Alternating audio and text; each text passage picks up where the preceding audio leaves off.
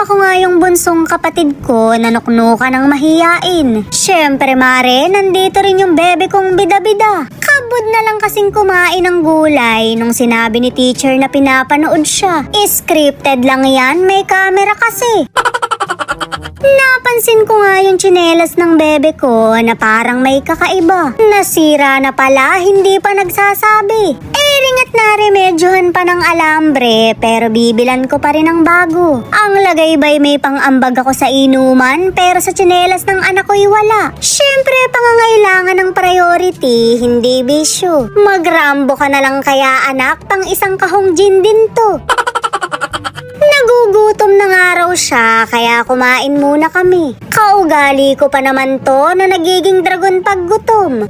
Ringat kinaray ko na rin yung bunsong kapatid kong mahiyain. Kung anong kinakiri ko, siya namang kinahinhin niya. Tinatry ko naman maging mahinhin pero mahinhindutin talaga. Mare, kangkong chips ba yung tawag dito? Mayaman na rin siguro ako kung sinuportahan ako ng sugar daddy ko. Nagsabi kasi ko sa kanya na gusto kong magnegosyo ng oregano chips. Para kako unang kagat pa lang, ginhawa na agad. Kaso mare, kinontra niya lang ako. May mali ba sa naisip ko o may mali na sa pag-iisip ko? Umorder nga kami ng bulalo dahil paborito to ng bebe ko. Hindi yung karne ha, yung mismong sabaw lang. Kahit gaano pa kasarap yung ulam, sabaw lang ang tinitira niyan. Ewan ko ba dyan, may panguya naman sana. Kita nyo naman, asikasong asikaso siya ng ama niya. Nandito rin ako, pamilya nyo rin ako. Pinapakain nga siya ng gulay pero ayaw daw niya. Kaya naman ang sabi ko, di ba't pinapanood ka ng teacher mo? Bigla na nga lang siyang nahimasmasan kaya kumain na. Masyado ka talagang bida-bida ngunit may camera.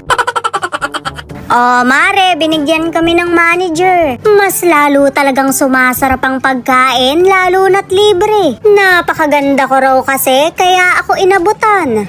Mare, kalma lang, hindi tatagos yung suntok mo sa screen. Umuwi na nga rin kami at saktong dumating naman yung mga parcel ko. Mga uniform to mare ng bunsong kapatid ko. Kinumpleto ko na nga yung buong pang isang linggo para wala na siyang iintindihin. Medyo mahirap kasi talaga mare kapag wash and wear. Danas ko yan noon nung nag-aaral pa ako. Minsan nga'y tinatamad pa akong maglaba kaya inuulit ko na lang. Shoota mare, kaya siguro ako nagkaputok. Siyempre, sinamahan ko na rin ng isang dosenang bra. Ikukwento ko pa ba kung ano yung naging past ko dito? Sige na nga, sisiraan ko na yung sarili ko. 2 piraso lang kasi yung bra ko noon, nangungutim pa sa libag. Minsan ko namang ginamit yung sa nanay ko, naging hip-hop naman yung jogging ko. Mare, napakaluwag. Nagugulat na lang yung mga kaklase ko, nasa leeg ko na pala.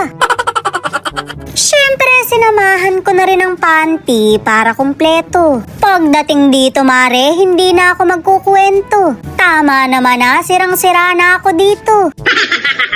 Basta mare, yung mga pinagbibili ko. Napakasarap kayang mag-aral, lalo na't kumpleto yung mga gamit mo. Kung may kaya lang kami noon, siguro'y sarap-sarapan ako. Hindi man lang ako naging ligawin, mukhang kay asim ko kasi.